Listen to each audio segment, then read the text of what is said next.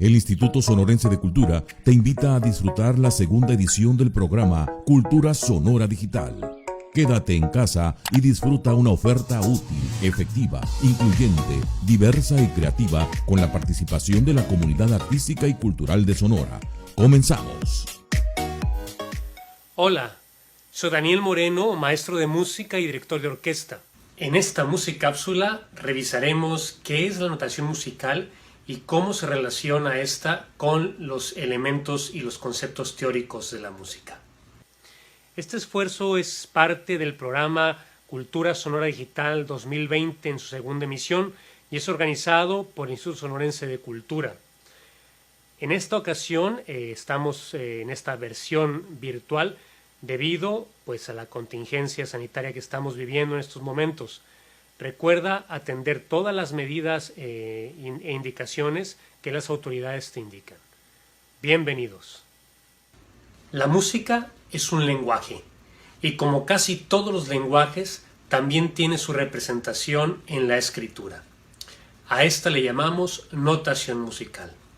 Se remonta a hace muchísimos años, pero ha ido evolucionando poco a poco de tal forma que se puede expresar casi cualquier sonido y melodía y armonía y ritmo en una partitura escrita. Cada uno de los componentes de la música y de las cualidades del sonido tiene una representación clara y física como un símbolo o como un conjunto de símbolos dentro de la notación musical. Para empezar, revisemos el concepto de pentagrama. Penta significa 5, grama, símbolos o líneas. Entonces, el pentagrama se define como el conjunto de 5 líneas y 4 espacios que nos sirve para escribir la música. Podríamos decir que son como los renglones de la música. Yo siempre, cuando lo explico a mis alumnos, se los comparo el pentagrama con una mano para que no se nos olvide.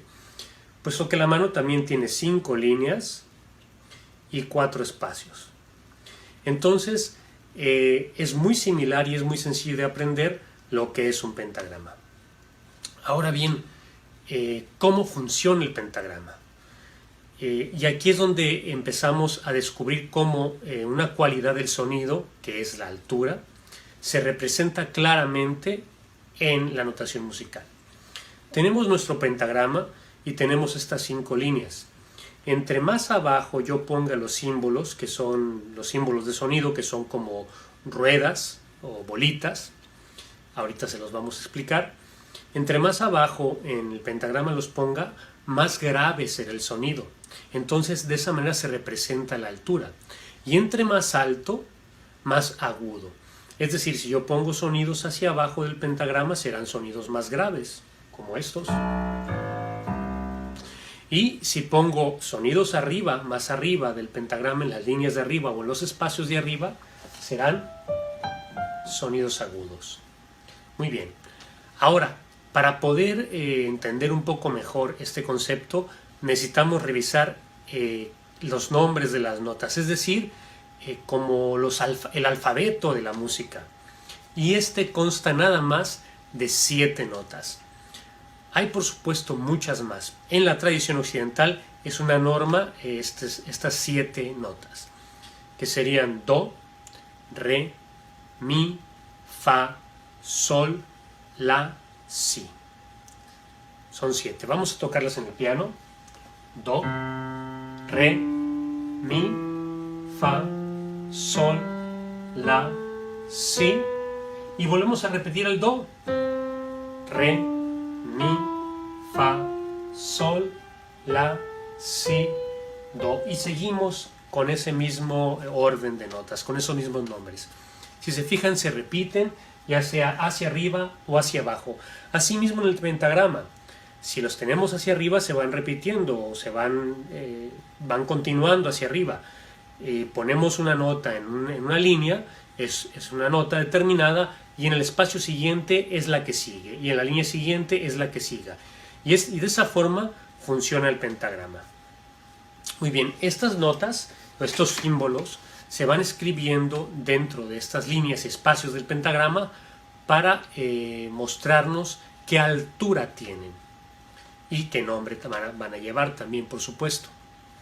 Ahora, para poder continuar necesitamos también entender el concepto de las líneas adicionales.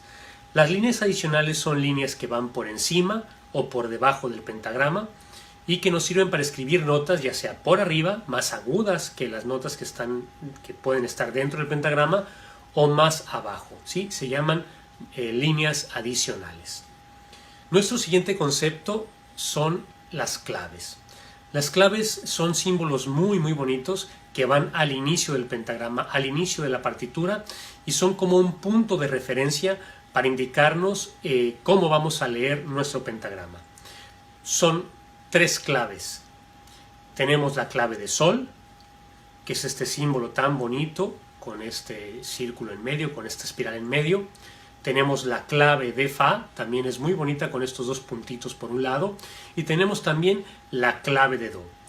Estas claves se utilizan para diferentes registros de instrumentos o para diferentes instrumentos. Por ejemplo, la clave de sol se utiliza para los sonidos agudos o las voces agudas, los instrumentos que tocan sonidos agudos.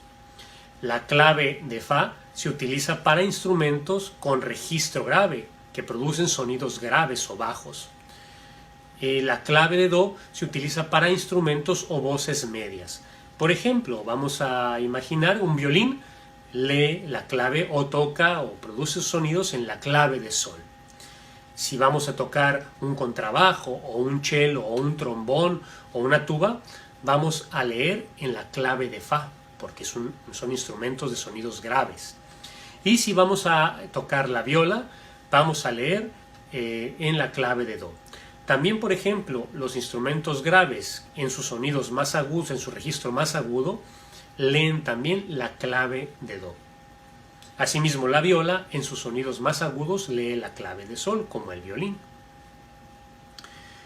Comprendiendo las claves o conociendo las claves, vamos a ver cómo funcionan dentro del pentagrama. Las líneas se leen de abajo hacia arriba, primera línea, segunda línea, tercera línea, cuarta línea, etc. Y los espacios también se van leyendo con primer espacio, segundo espacio, tercer espacio y cuarto espacio. Entonces, volvemos, la clave de sol, si se fijan, su centro está en la segunda línea. Eso nos indica que todas las notas que estén en esa segunda línea van a ser sol. Entonces, si vemos nuestro orden de las notas, después de sol sigue la, después si y después do. Entonces, así sucesivamente tenemos el sol en segunda línea, el la lo vamos a tener en el siguiente espacio, el si en la siguiente línea, el do en el siguiente espacio y así sucesivamente. Igualmente hacia abajo, tengo el sol en segunda línea, el fa va a estar en el siguiente espacio hacia abajo, el mi en la siguiente línea, el re en la siguiente línea. Y si quiero tocar más notas hacia abajo, pues tengo que utilizar las líneas adicionales. Muy bien, creo que ya hemos comprendido cómo se lee el pentagrama, cómo funciona el pentagrama. Ahora vamos a ver la clave de fa. Si yo voy a utilizar la clave de fa para tocar o leer instrumentos de registro grave, y se fijan, sus puntitos están en la cuarta línea. ¿Qué nos indica esto? Que todas las notas que toquemos, que estén en esa cuarta línea van a ser fa, de tal forma que en el siguiente espacio va a ser sol, en la siguiente línea la y hacia arriba si. Igualmente hacia abajo tendría yo fa, mi en el siguiente espacio hacia abajo, luego re, luego do, luego si, luego la, etc. Y entonces ahora ya podemos pasar a la clave de do. La clave de do, si se fijan, su centro y sus 2 puntitos están en la tercera línea, en la línea del medio. Nos indica que todas las notas que estén escritas en esa línea van a ser do.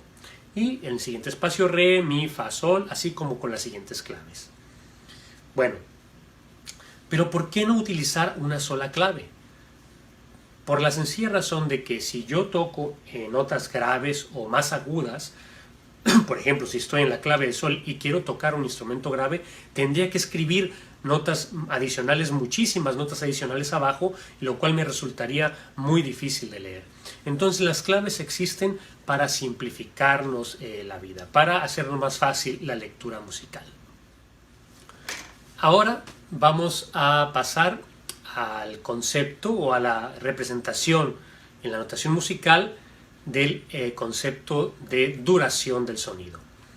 Y la duración del sonido se representa con diferentes valores de notas, diferentes símbolos de notas que nos indican diferentes duraciones. Podríamos decir que son bolitas y palitos. Y estas bolitas y palitos se colocan dentro del pentagrama y dependiendo de su figura nos indican que dura mucho una nota o que tiene una duración larga o que dura poco. La nota que dura más es la redonda o también llamada unidad. Ahora esta nota la podemos cortar por la mitad y nos va a resultar dos blancas o mitades. Estas dos notas que valen la mitad de una unidad, cada una de ellas. Ahora a esta mitad o blanca la cortamos por la mitad y nos van a resultar dos negras o notas de cuarto. Y estas van a valer la mitad de una blanca. Pero, por ejemplo, 4 negras, 4 cuartos, equivalen a una redonda. Maestro, pero ya se metió con las matemáticas. Pues sí, así es. Pero es muy sencillo. Son fracciones, es como si dividiéramos una naranja o una manzana. La unidad representaría la naranja entera y si yo parto la naranja por la mitad me quedan dos mitades que serían las dos blancas y si yo parto a una de esas mitades por la mitad me quedarían una cuarta parte de la manzana que son las negras o las notas de cuarto. Ahora bien, si yo a esa negra o esa nota de cuarto la parto por la mitad me quedan dos corcheas. ¿Por qué se llaman corcheas? Si se fijan este símbolo que tenemos aquí se llama corchete y por eso se llaman corcheas. Entonces, ya estamos en corcheas o en notas de octavo. Ahora vamos a ver una más nada más. Si a este octavo o corchea la corto por la mitad, me quedan dos semicorcheas. Si se fijan, tienen dos corchetes o también podemos llamarla notas de 16avo. Entonces, si yo junto 8 octavos, 8 corcheas, van a equivaler al valor de una blanca. Y si yo junto o agrupo 16 semicorcheas o 16 16avos, me van a equivaler a una redonda, a una unidad. Y estas son las equivalencias de las notas. Estas notas se van colocando en diferentes alturas y con los diferentes valores o figuras de notas me van indicando tanto la duración de la nota como la altura de las mismas. Ahora bien, cada uno de estos valores o figuras de notas también tiene su representación gráfica en silencios. Y tenemos el silencio de unidad, que es este cuadrado. Tenemos el silencio de mitad, que va a equivaler a la mitad en silencio, que es este cuadradito, pero se pone en otra posición, se parecen mucho, ¿verdad? Tenemos este silencio de negras, que es este símbolo que parece una llama. Tenemos este otro silencio de notas de octavo o corchea, silencio de corchea. Y tenemos por último este silencio de 16avo o silencio de semicorchea. Hay más, hay notas que valen menos y cada vez menos y son de la mitad y la mitad. Pero por lo pronto, para que no nos confundamos, está bien que lo dejemos ahí. Bien, ahora con toda esta información podemos abarcar ya muchos aspectos de la teoría de la música en su representación escrita dentro de la notación musical. Muy bien, ahora es muy importante que analicemos otro factor que es el compás. El compás se define como todo lo que hay dentro de una barra de compás y otra barra de compás. Las barras de compases son estas líneas que atraviesan de manera vertical el pentagrama y van partiendo, por así decirlo, o van dividiendo nuestro pentagrama en segmentos de tiempos iguales. Es decir, todo lo que hay en un compás dura lo mismo que en otro compás y que en otro compás. Dentro de la música tenemos este otro concepto que es la marca de compás o también le llamamos simplemente compás. Y es esta fracción que se escribe al inicio del pentagrama. ¿Qué nos indica esta fracción, este quebrado? Bueno, nos va a indicar dos cosas. El número de arriba, el numerador, nos va a indicar cuántos tiempos va a haber en un compás.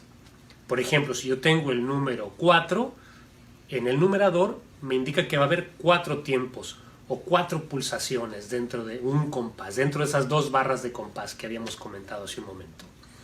Si yo tengo un número 3, quiere decir que va a haber 3 tiempos. Si tengo un número 2, quiere decir que va a haber 2 tiempos. Ahora bien, ¿pero qué significa el denominador, el número de abajo? Bien, pues nos indica qué tipo de nota va a valer cada uno de esos tiempos. Por ejemplo, si yo tengo 4 arriba y tengo 4 abajo, eso quiere decir que voy a estar en un compás de 4 cuartos, que voy a tener 4 tiempos en cada compás y que cada uno de esos tiempos va a valer una nota de cuarto o una negra. Es decir, en ese compás voy a tener 4 negras, 4 cuartos. Si yo tuviera, por ejemplo, un 3 en el numerador y un 4 en el denominador, eso querría decir que voy a tener 3 tiempos y que cada uno de esos tiempos va a valer un cuarto, una negra. Es decir, en cada compás tendré 3 negras, 3 cuartos. Pero ¿nada más puedo escribir cuartos? No, para nada. Puedo escribir todas sus equivalencias. Por ejemplo, si tengo 4 cuartos, puedo escribir en un compás una redonda, una unidad, porque una unidad es equivalente a 4 cuartos. Pero también puedo escribir 2 blancas, porque 2 blancas juntas equivalen a 4 cuartos. O puedo escribir una blanca y 2 negras, ¿sí? O puedo escribir 8 corcheas. Es decir, siempre y cuando yo logre completar el valor y alcanzar el valor completo y no pasarme del valor que me está indicando esta fracción que se llama marca de compás o tipo de compás. Dicho esto, creo que ya podemos pasar a leer o aplicar todo lo que hemos aprendido dentro de esta musicápsula. Y bueno, para comprenderlo, vamos al piano. Vamos a poner ahora todo junto y traten de seguir la partitura mientras toco el piano con esta pieza de Mozart, una pieza tradicional que él hizo, una pieza para piano a partir de esto y que todos ustedes conocen, por supuesto.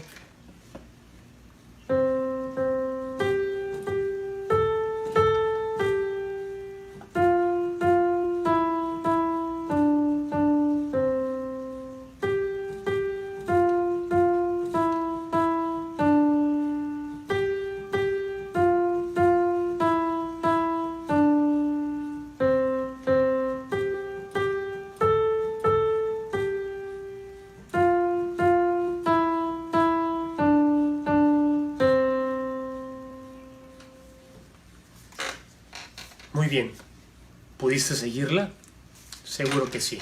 Si no, ya sabes, puedes volver a ver el video y tratar de entender cada uno de los aspectos que hemos visto en cuanto a la notación musical. A veces pongo el ejemplo de que leer música podría llegar a ser como una especie de karaoke. Y el pulso es la pelotita esa que va rebotando en las letras del karaoke, pero en este caso va rebotando de una nota a otra. Y el pulso es permanente, dura exactamente lo mismo entre uno y otro. Entonces, dependiendo de las notas, vamos a esperarnos 2 tiempos o un solo tiempo. En este caso, si es negra, es un solo tiempo, pero si es blanca, son 2 tiempos en esa nota. Trata de hacerlo así y estoy seguro que va a ser mucho más sencillo seguir la lectura. Con esto podemos decir que ya comprendemos la notación musical. Sin embargo, como todo lenguaje o todo el aprendizaje de cualquier lenguaje, por ejemplo el inglés, requiere de práctica. Necesitamos practicar mucho para poder familiarizarnos tanto con los conceptos como con la lectura, los símbolos y poder tocar un instrumento leyendo una partitura musical. Espero que esta musicápsula haya sido de mucha ayuda para ti, que con ella puedas acceder a un mundo nuevo de música, de entretenimiento, de aprendizaje y por supuesto de desarrollo humano. Te agradezco mucho tu atención y espero nos veamos pronto de nueva cuenta. Gracias. Hasta luego. Esto fue Cultura Sonora Digital. Sigue pendiente de nuestra programación en redes sociales.